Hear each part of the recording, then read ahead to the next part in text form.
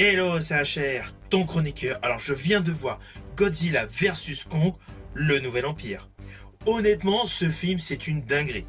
Je rajouterais, il est totalement bizarre. Mais avant d'aller beaucoup plus loin, n'oublie pas, si tu n'es pas abonné, pense à le faire. Let's go!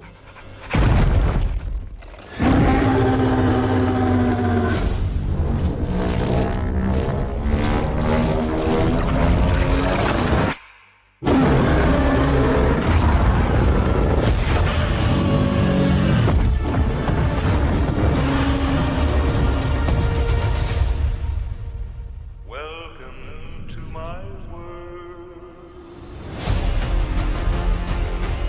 Alors tout d'abord, sachez que ce film Godzilla vs Kong, le nouvel empire, a bien évidemment aucun rapport avec Godzilla Minus One qui est sorti dans nos salles récemment. Ce Godzilla donc vs Kong de 2024 est la suite directe de Godzilla vs Kong de 2021.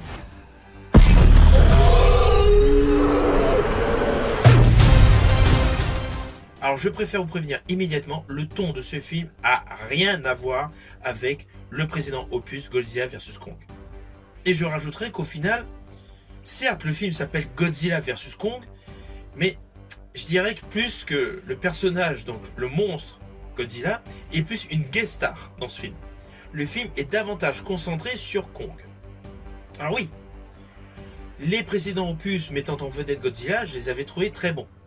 Et l'avantage du diptyque, donc initié donc par Gareth Edwards, avait assuré au film un côté dramatique, un côté très sombre. Et il y avait un peu de la mélancolie qui se dégageait par rapport aux différents protagonistes de son film. Dans le deuxième opus de Godzilla, l'atmosphère était équivalente. Il y avait une réelle alchimie entre l'action, l'émotion, la tristesse et les exploits. Dans le film Kong, il y avait également ce côté action horrifique, effets spéciaux bien évidemment, mais un côté donc ténébreux, un côté triste. Là, dans cet opus qui met en exergue ces deux titans, donc Godzilla et Kong, le ton est radicalement différent. D'ailleurs, cela se voit d'entrée de jeu avec la scène d'ouverture. Nous découvrons donc notre personnage Kong, qui est poursuivi par, on va dire, des chiens dinosaures. Il en attrape un, de fil en aiguille, il l'éclate et donc il a plein de sang vert, donc il lui coule dessus.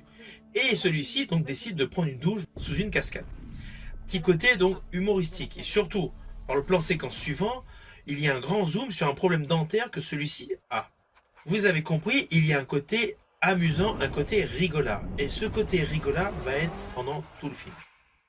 Ah oui, il y a une histoire, il y a un petit côté, on va dire scénaristique qui veut se donner un petit peu sérieux, mais vous n'allez pas du tout retrouver le côté dramatique et mélancolique que nous pouvions avoir dans les précédents films. Néanmoins, l'histoire reste quand même très simpliste. Nous avons donc Kong qui vit sous la terre, donc dans un monde souterrain. Nous avons Godzilla qui protège donc les humains donc, sur Terre. Et nous avons la Terre creuse où il y a un méchant, un grand singe méchant. Alors ne vous inquiétez pas, vous me connaissez, je ne vais pas du tout vous spoiler, je préfère que vous ayez le plaisir de découvrir par vous-même cette histoire.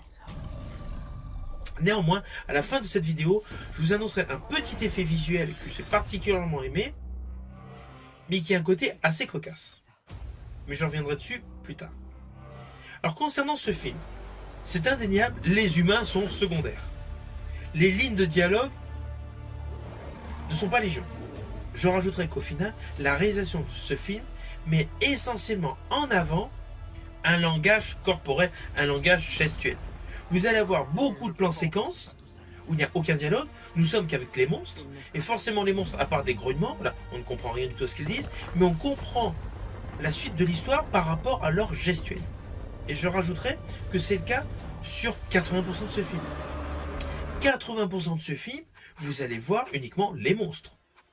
Ainsi, vous allez avoir une véritable narration visuelle. Alors parmi les acteurs et actrices, il y a un côté très kitsch. On va pas se mentir, le réalisateur a voulu faire un clin d'œil au personnage de Star-Lord des Gardiens de la Galaxie avec le personnage principal masculin. Personnage masculin portant dans le film le nom de Trapper qui est interprété par Dame Steven.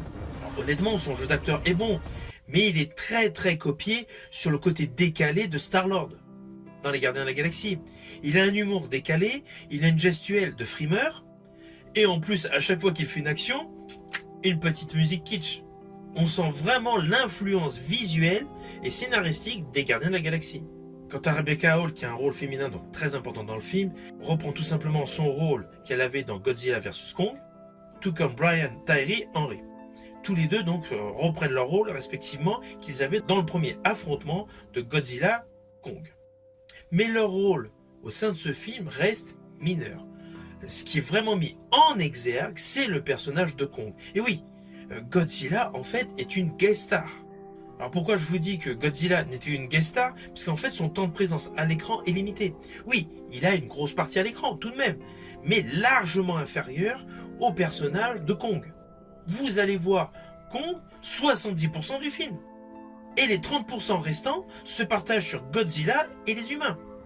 Donc forcément, la part belle est pour Kong. Ah oui, petit détail, si vous n'avez pas vu la série Monarch, vous ne perdrez rien à l'histoire de Godzilla vs Kong. Ne vous inquiétez pas. Il faut surtout avoir vu Godzilla vs Kong premier. Et même si vous n'avez pas vu les autres Godzilla, ça n'a aucune importance. L'histoire est très simpliste, l'histoire se suit facilement. Néanmoins, je tiens quand même à vous préciser, même si c'est un bon divertissement, ce n'est pas le plus grand film de tous les temps avec Godzilla ou avec Kong. Je rajouterai selon moi, il est plutôt moyen niveau scénaristique. On va pas se mentir, c'est un film popcorn. Alors oui, le géantisme est mis en avant, mais ce film en fait est comme un tour de manège. On monte dedans, on est pris de frayeur, on est pris de stupeur, de pris de rigolade, et une fois que le cap est terminé, honnêtement, on va pas le garder en mémoire pendant 10 ans. Ne vous attendez pas à un super grand film de monstres. C'est un film de monstres qui va vous divertir, mais avec un côté de folie. Un côté dingue. Dingue. Lorsque je dis dingue, c'est un côté très farfelu. Parce qu'en fait, ce film est un mélange de genres. C'est comme si on mettait dans un checker les Indiana Jones, les Benjamin Gates, le continent oublié, le 6e continent, Godzilla, Kong, on mélange le tout et on a ce film, Godzilla vs Kong, le nouvel empire. Ce film est de la pure déconnade. Alors oui, pour se décontracter, il est bon. On va pas se mentir, c'est un bon moment de divertissement. Mais ce n'est pas du tout le meilleur opus de tous les films mettant en vedette soit Kong, soit Godzilla. Alors attention à ce que je vais dire, cela s'apparente à un spoil, mais c'est plus par rapport à un côté visuel. Ce ne change rien par rapport au côté scénaristique. J'ai particulièrement aimé le moment où donc les humains donc sont dans un espèce d'hélicoptère, donc un vaisseau futuriste, très high-tech, et pour se feindre par rapport à tout ce qui vole autour d'eux, leur engin donc change de couleur tel un caméléon, donc prend le même camouflage. Ce côté visuel, je l'ai particulièrement aimé. C'est une bonne trouvaille scénaristique. Vous voyez, ce n'est pas un truc de fou sur le plan scénaristique. Voilà, ce n'est pas un spoil qui va vous dévoiler une grosse séquence du film. Welcome to my world.